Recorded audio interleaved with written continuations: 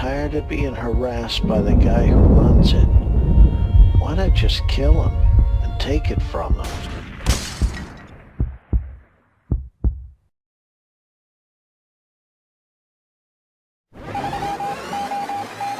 This is a Jmix exclusive.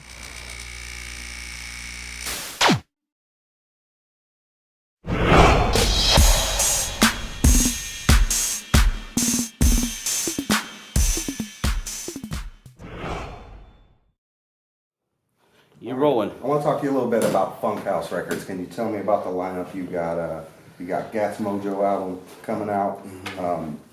Rick Prince, Hollywood S. What's in store for Funkhouse? Got a lot of artists. I have a lot of artists that are located in different areas, much like a major. The only difference is I let everyone live where they are, and I have multiple artists that's gonna reach each region as well as overseas. And so I have, at the moment, I'm gonna bring out myself, my R&B album called Soul Finger, and GAT, they have an album that I'm bringing out. It's called Mojo. They're from Indianapolis, and they're a guy and girl group.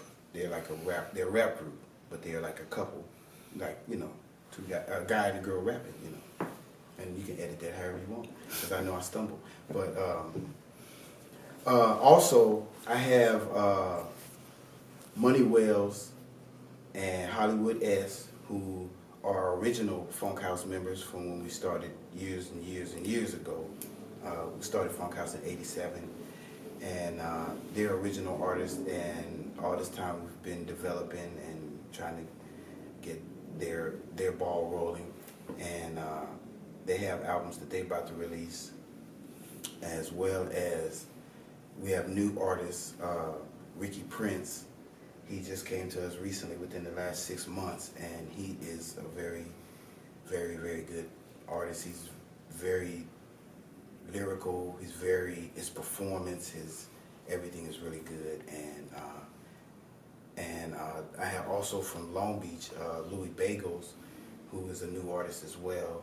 And Moe-Z M.D, he's actually from LA, and he is the hype man for Sugar Free, and also his brother is in the group Second to None.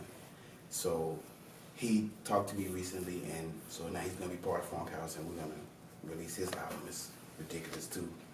And so we're just really trying to spread it out. I have artists overseas, Don Stormy from Africa, and we're gonna hit them hard. We're gonna hit them all at once, and put the promotion plan in play, and really get them in all of the right areas. I've been really taking time for the last 6 to 8 years, trying to put together all of the elements we need to promote ourselves and make our own machine. Because the way that production goes, releasing records anyway, it's a lot different than it used to be. And I see a fault in it, which is they don't promote it on the street anymore. They don't go and push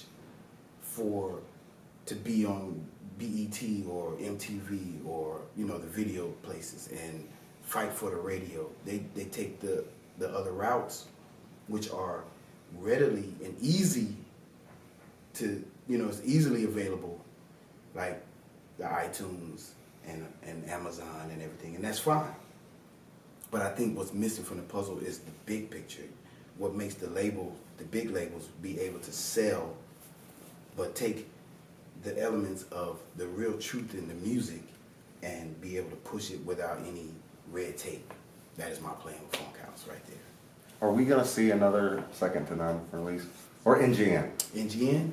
Yeah. Absolutely. We have been talking about it. In fact, he just called me about 5 minutes ago. We were trying to plan a studio session so that we could bring NGN back. But the only problem was one of the main members of our group in '97, he had a really bad car accident.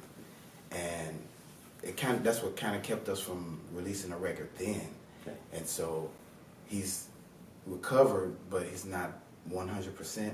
So we're thinking about revamping it and really, using me and Ron Love, which now he goes by Rap, R-A-P, Yeah. Real as Possible. And we're gonna revamp the group, and we're gonna give them what they should have had, 20 years ago, right? Speaking of 20 years ago, multi-platinum selling producer, and not just in the area of hip hop, but also, you've done work all over the place. Most notable, because the man's right there on your shirt. Can you tell us how you personally initiated, how you first met up with Tupac and started to work with Tupac? Absolutely.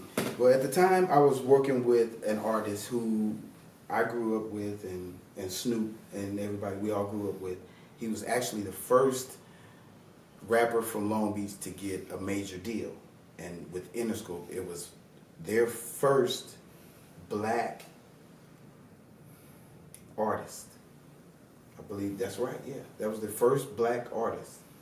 And so they were building him up, and he was from Long Beach, and they were trying to get him going and everything. And it took about 5 years where, we went back and forth. They wanted him to sound like Heavy D. He was very versatile. So they wanted him to sound like Heavy D, and they wanted him to go back to doing his gangster stuff because Snoop stuff had gotten really popular. And so when we redid it and started doing the gangster stuff, Tupac was in Interscope and heard the project being played by John McClain, who was the A&R at the time. And so he heard it and said, "Who is that?" And he's like, "Oh, this is Sky Radio. This from Long Beach." No, who's on the beat? Who did the music? I gotta meet this guy.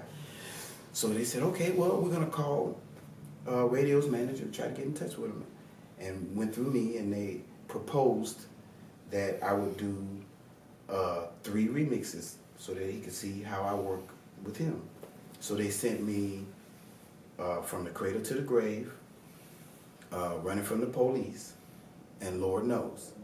So all in one day, we flipped it. I got Radio, who I was originally doing work for. He did the hook on the Running for the Police. The Rasta thing that everybody thinks is somebody else, it's actually Radio, rest in peace. And then Pac heard that From the Cradle to the Grave and asked me to send a cassette with tracks on it, just tracks so that he could try to, see what I got. And I sent that to him. That was on a Wednesday, probably the same day I think it was I did those remixes before I went to the studio. And then he heard it on that Friday because they overnighted him. And then by Wednesday of the next week, I was being flown to New York to work on Outlaw. But I didn't know what we were going to work on at the time, but it turned out to be Outlaw. And I get to the studio and he's like, "Moe-Z, what's up?" Hugging me and like super like just charged up and made me amped up like, oh wow, the whole energy just picked up and we vibed. And he was asking me about the tracks that I had on the cassette. He said it was one in particular that he really wanted, and I kept going through my discs and this one? I said, no, I like that one too, but that's not the one. And then he finally just got the cassette and played it, and I said, "Oh, actually, I did that track for an R&B singer. He was supposed to write to it, and he couldn't come up with anything, so he gave me the cassette back. I actually was just taping over that tape." And he heard that. He said, "Well, it's a rap now, nigga." And I was like, whoa. And then that exact same day, he told me that From the Cradle to the Grave was going to be the first single, and they were going to take the other version off the album and put mine on the album, and they were going to release it. So, and I mean, as soon as I got home from New York, maybe a couple of days later, I was hearing From the Cradle to the Grave. And I was like, wow, a week goes by, and now I'm on the radio. It was incredible.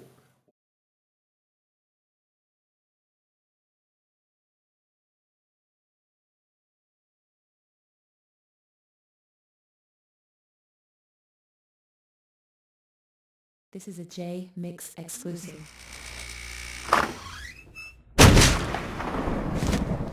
What up, shut up?